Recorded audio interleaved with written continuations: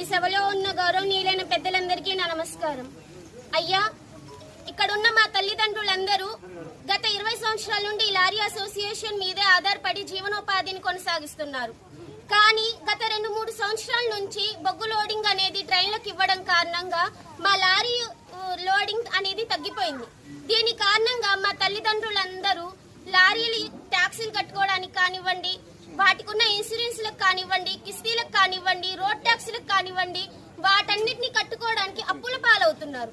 వాటి కోసం పగలనక రాత్రనక ఆలోచించుకుంటూ వాళ్ళు అనారోగ్యానికి గురవుతున్నారు. సార్, మాకున్న ఒకే ఒక్క ఆస్తి మా నల్ల బంగారం. దాన్ని కూడా మీరు మా నోటికారు